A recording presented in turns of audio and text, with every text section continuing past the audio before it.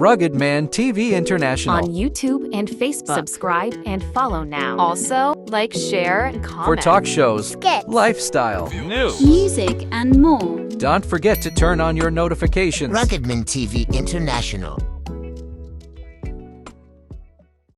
As you can see, we have entered the Red Cup level. So, yes, sir. Hey, it's Rugged Man and Lexzy Doo. We didn't start today. Not be today. We don't take. Okay, so tell me this, because it's called Speak Your Mind. What's the most annoying thing Jazzman or Luffy ever did to you? What? Can I? Okay. I'm sure if you watch this, you won't remember. I think we were going for an interview, and Jazzman is this kind of person that is not too good with faces. He's not familiar with faces. So I'm like someone that juggles his brain. I will go, who is that? Who is that? This one is so person. That one is so person. So he asked me, because these particular people, we're supposed to meet them for something, and it won't be good if he doesn't know their names, because they already think we know their name. We've met them beforehand. So when they came in, he was asking me, no be the people be that. I said, no, them be that. What to be that one name? I said, this one now, so person. That one now, so person. Don't forget, he said, okay. When the guys came, and the guys, they walked to him straight like, oh, hi, Jazzy, what's up, this, that. They were asking him a question, this, that. Then I don't know what they asked him. So he was now looking at me and they were talking to him. So I had to just take over this, that. So one of the guys made it very difficult. He was like, no, sorry, Lexzy. I wanted to ask him because he doesn't talk. He's always quiet, this, that. I said, that's his nature, this, that. The guy now said, where did we meet? That guy is wicked. The guy, Jazzy was now saying, I now said, oh, something. And I told him before. Jazzy was just blabbing and everything. I was like, oh my God. So I had to just keep my cool. So when the guys left, Jazzy, kilo day now. Why now? I know be your computer now. You said, get here. They remember all these people now. That's one of the annoying. Okay. What was I going to ask? I know you were in Unilag and all. Do you remember the first time you ever performed inside Unilag after you had become X-Appeal? Because yours will be two. I want two. One, when you became X-Appeal, and then two, when you became Lexzy Doo. Lexzy Doo. Solo artist, yeah. Okay, X-Appeal. Do you remember how it was? X-Appeal will be 1992. 92. That's when X-Appeal really kicked off through 93, and then I became Lexzy on my own after Jazzman came out with Ayuba, Raise the Roof.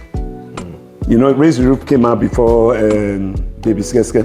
Okay. But before Baby Skeske, I did What You Want, that you featured on it.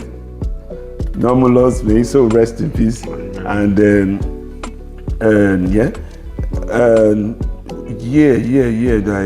I've always, because that time then Jazzman said he was going solo, I've always had it I was going to go solo one day. But I thought that my own plan was that we were going to do Raise the Roof together as a group. Okay, now you're bringing me to this particular question now. Since you don't talk enter, you don't waka enter. Yeah. So let me ask this: you guys going solo? Did it just happen? Did anything particularly lead to that, or you guys just decided to go solo? What happened? We've always had it in mind that we were going to go solo. They've always people tell each other that one day we're going to go solo before the group even started. But the way we went solo was quite funny, because as at that time, I think there was an organization that approached Jazzman where he was at OJB's place, that they wanted us to do a song. I think all these world songs, something about children, save the children and stuff like that. He came and we went to OJB to record the song. And by the time the song came out, Jazzman put Jazzman Olofi featuring Lexzy Doo of X-Appeal. And I went to OJB's place I went there for war, like, bros, waiting they have, what's going on? But Jazzy was not in the studio then, and they know me, they know my gangster style. Me, I might look like Oyinbo Aje, but I grew up in Mushi. So I was really, really angry. I went to meet OJB, like, what's going on? Why will you do so? OJB said, Lexzy, I don't want wahala. This one, you're coming to my house. It wasn't me. That Jazzy came, that they paid him so money, this, that he should do a song and everything, and he called you to come too. I don't know anything about it. So, but did Jazzy tell you this from the start? He didn't tell me. He didn't tell me. I just saw the cover and everything. No, I mean, did he tell you that he was contracted to do this song? Yeah. He told me, yes, some people came to him, but I thought it was an ex-appeal thing and everything. Yeah, that's what I was going to. That's what I'm asking. Did he No, tell he you? only told me there's a song that some people have contracted us to do and stuff like that. He Contracted never us? said, yes, us. He never said it was going to be just Jazzman featuring something and everything. Okay. So after that time, I went back. So what home. did he say? Did you ever confront him? Yeah, we did. So what did he say to you then? He just said that, but we've said before that we were going to go solo anyway, this, that. And I said, but you shouldn't have gone that way. They said, you should have told me and everything. But you know me now, I told my mom, and my mom was like, look, you've always wanted to be on your own anyway. You've got it in you to this, that. So that means you have to go and do your own stuff and everything. But it wasn't easy because that time, when he came out with Raise the Roof was so big, and there was no Baby Sketch at that time. And people were going around saying that, oh, Jazzman, we've always known Jazzman was better and everything. You know, you go to parties and everything. This that before Baby Sketch now came out, and you know, it was like that initially. But afterwards, everything balanced up. Anyway, I had my own big hit too and everything, you know. So that's just about it. But you know, we always find a way. You know, people will have argument and everything, but we always find a way to, you know, just come out at the end of the, you know. Transitioning, you know, how was it moving from Niger to the UK? It wasn't that easy at first, you know, because here in the UK it's not like Nigeria, you understand. But for someone like me, that I always like people around me, I am not that type of person that just wants to be on his own. I'm always with my friends. You know, in Sabo, we were always together and everything, but UK was a different ball game entirely. You might have friends that you wouldn't even see in 6 months. You won't be talking on phone, and everybody was doing their things and stuff like that. But with time, because I had other people here, people like Smokey, you know, Smokey of the JJC and 419 Squad? Okay. Ragaremi was the first person. Ragaremi is back in Nigeria now? No, he's in UK now. Okay. Ragaremi was the first person that came to pick me up. You know, he came to pick me up at home, and he took me to a joint and everything, and he said, look, Lexzy, I know you'll be wondering what's going on and everything. This is how we do here, this is what you do, you know. Give me some tips and stuff like that, you know. And gradually, I started warming up to the system. But it was hard, even till now. You know, I enjoy myself because I know people and stuff like that, but there's nowhere like home. Nigeria is still the place. But you know, one thing we enjoy here is that everything works. Yes. If you have plans here, you know, you're aspiring to do this, do that. If you believe you work hard, you're going to get there. You understand? But you know, but that mentality we had in Nigeria that, okay, it's normal if there's no lights. It's normal if the roads are not good and everything. That goes out. You understand? When you go back home now, and then maybe they take light and the way you look, some people will still be looking at you like, Kilo Shele, what's wrong with this one? But the people that have been here will know that, oh, that's the way it is and everything. The orientation is there different. Should be light. Yes, there should be like, you understand? Not that they take the light, all this, you know. But it wasn't that easy, but I thank God. With time now, you know, say I be fully critical. Now, if I go to Nigeria now, Johnny just come if I'm not around people.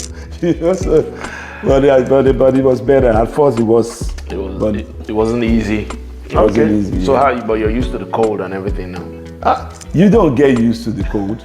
When people say that, it's so funny. Even the white people here don't like the cold. Some of them don't live here. They live in Spain. And when it's summer, they come here and everything. So you don't get used to it, but you know how to beat it. You know what? You understand? That's just it. But you don't never get used to it. Because I know what happens most times when the sun comes out here.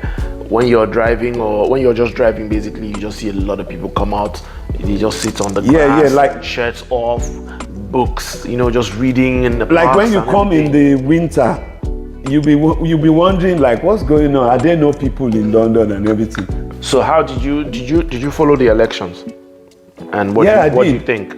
I did. Everybody here, especially when you're a Nigerian that's looking at, okay, in the near future, I want to move back home. Are you thinking of moving back? Yeah, definitely. I've been planning on that. Yeah, Okay, I want to move back. let's leave that one first. Yeah. Okay, let's go on about the elections. So how'd you see it and how'd you follow it? I don't know, but the footage we saw online and everything is a shame. I'm not a politics person. I don't really like talking about it. I don't want to badmouth anybody or say anything why people do things and everything. But So what did you see? from us looking from here down, looking now is a shame. It's a disgrace, and you call that free and fair. That's not a free and So fair what did election. you? Okay, I know I was in Nigeria before. I waited until after the elections were coming. So what exactly did you see? You here in Britain, what did you see about the Nigerian election? I just 2023 noticed. election. Yeah, when you see people snatching, ballot boxes and stuff like that, they're not uploading the result into the system and everything, and you call that free and fair. I don't think it doesn't look like it's free and fair to me. Yeah, that's all. Politics. Naturally, I see people beating themselves up because of politics and everything. Personally, because I'm old enough to know that a lot of things is not going right in that country. The system is not really functioning properly. But when you go deep and you hear some people talk why some of these things are like that, then you understand not to quickly jump at some things, just to be calm about it and be looking. But from what I see, that's not a free and fair election. That's all I want to say. Oh boy. Well, Nigeria, we hail thee. Rugged Man TV International. On YouTube and Facebook. Subscribe and follow now. Also, like, share, and comment. For talk shows, Skits. lifestyle. Music and more. Don't forget to turn on your notifications. Ruggedman TV International.